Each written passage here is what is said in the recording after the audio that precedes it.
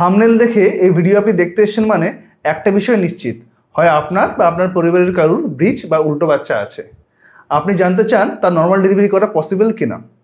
ভিডিওর শুরুতে আমি একটা জিনিস ক্লিয়ার করে দিতে চাই যে আমার পক্ষে চেম্বারে বসে আপনার ব্রিচ প্রেগনেন্সি নর্মাল ডেলিভারি করা পসিবল কিনা সেটা বলা সম্ভব নয়।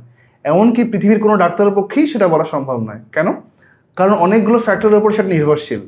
আপনার এটা কততম বাচ্চা, আগে নর্মাল ডেলিভারি আছে না সিজারিয়ান আছে, আপনার ওয়েট কত, আপনার হাইট কত, প্রেগনেন্সি কোনো কমপ্লিকেশনস আছে কিনা, জ্বরের কোনো জন্মগত সমস্যা আছে কিনা, বাচ্চা সুস্থ আছে কিনা, প্রেগনেন্সির কত সপ্তাহ এটা চলছে, পেটের মধ্যে জল কেমন আছে বা অ্যামনিওটিক ফ্লুইড কেমন আছে, প্লাসেন্টা বা ফুলের লোকেশন ঠিক কোন জায়গায় আছে, এরকম অনেকগুলো ফ্যাক্টরের উপর ডিপেন্ড করে ঠিক করা হয় যে সেটা নর্মাল ডেলিভারির দিকেই যাবে নাকি আমাদেরকে সেকশন করতে হবে। সুতরাং এই বিষয়ে সবচেয়ে ভালো গাইড করতে পারবে আপনারই গাইনোকোলজিস্ট। সুতরাং শুধু যদি আপনি এটা জানতেই ভিডিও দেখতে আসেন যে নর্মাল ডেলিভারি করা পসিবল কিনা, তাহলে বলবো ভিডিওটি স্কিপ করে যান। বরং আমি আপনাদের বলবো যে যদি আপনার বাচ্চা উল্টো থাকে অর্থাৎ ব্রিচ থাকে, তাহলে কতদিন অবধি ওয়েট করা যায় সেটা সোজা হওয়ার জন্য, কী কী ঘরোয়া উপায় আছে সেটা সোজা করার, বা আপনার ব্রিচ প্রেগনেন্সি থাকলে বা উল্টো বাচ্চা থাকলে কোন কোন সমস্যার সম্মুখীন আপনি হতে পারেন এবং তার ঘরোয়া সমাধান কী কী আছে। ভিডিওটি শেষ অবধি দেখুন। হাই এভরিওয়ান, আমি ডক্টর আসিফ, বেডি ভেবি আরও একটি এপিসোডে আপনাদের স্বাগত। ভিডিওর শুরুতেই বলি ব্রিচ বা উল্টো বাচ্চা বলতে আমরা কি বুঝি। একটা মডেল দিয়ে আপনাদের সহজেই দেখিয়ে দিই।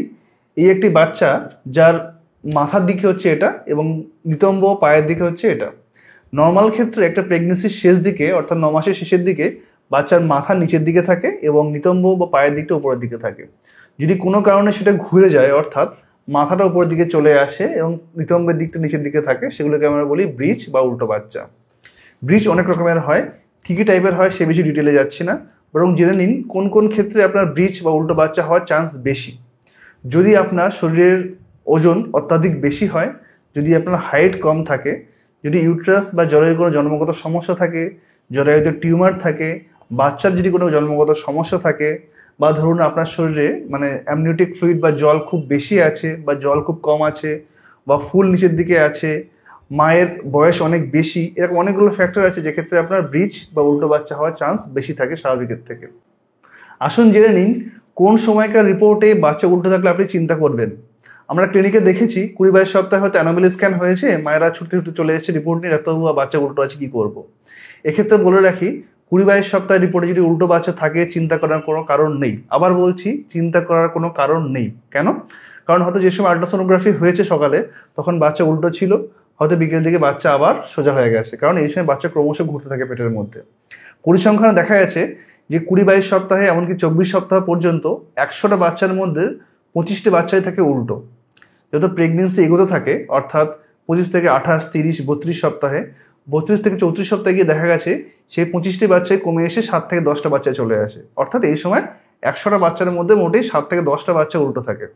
যত প্রেগনেন্সি আরও এগিয়ে আসে অর্থাৎ 37 সপ্তাহের পরে ডেলিভারি ঠিক আগে গিয়ে সেটাই হয়ে যায় 3 থেকে 4%। 3 থেকে 4টে বাচ্চা মোটে উল্টো থাকে।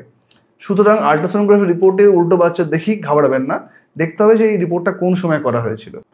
এবারে বলি ব্রিচ বা বাচ্চা উল্টো থাকলে মায়েদের ক্ষেত্রে কোন কোন অসুবিধা বেশি হয়। প্রথমেই বলি, যেহেতু বাচ্চার মাথা উপরের দিকে থাকে ফলে এই শক্ত মাথা মায়ের পাঁজরের নিচে গিয়ে প্রেশার দেয়, ফলে হয় কি দুই পাঁজরের নিচে যন্ত্রণা বেশি অনুভূত হয়। দ্বিতীয়ত, যেহেতু নিতম্ব এবং পায়ের এই চওড়া অংশের নিচের দিকে থাকে ফলে হয় কি জনিদ্বারে, কোমরের দিকে, পায়খানার দ্বারে যন্ত্রণা বা ব্যথা বেশি অনুভূত হয়। 3 নম্বর হচ্ছে, যেহেতু পায়ের অংশটা নিচের দিকে গিয়ে ফিক্স হয়ে যায়, আটকে যায়, ফলে হয় কি বাচ্চা পা নাড়াতে কম পারে, ফলে অন্যান্য প্রেগনেন্সির তুলনায় উল্টো বাচ্চার মায়েরা বাচ্চার নড়াচড়া কম বুঝতে পারে। সুতরাং এই সমস্ত সমস্যার সম্মুখীন যদি আপনি হন তাহলে ঘাবড়াবেন না। এবারে বলি, যদি বাচ্চা উল্টো থাকে তাহলে আপনি কি করবেন। যদি আল্ট্রাসোনোগ্রাফি রিপোর্টে দেখা যায় যে বাচ্চা উল্টো আছে, তাহলে প্রথমে যেটা করবেন সেটা হচ্ছে মাথা ঠান্ডা রাখুন। একদম 9 মাসের শেষ অবধি ওয়েট করুন। বেশিরভাগ ক্ষেত্রে কিন্তু বাচ্চা উল্টো থেকে সোজা হয়ে যায় যদি আপনার কোনো শারীরিক সমস্যা না থাকে বা বাচ্চার কোনো শারীরিক সমস্যা না থাকে। আপনাকে কি করতে হবে?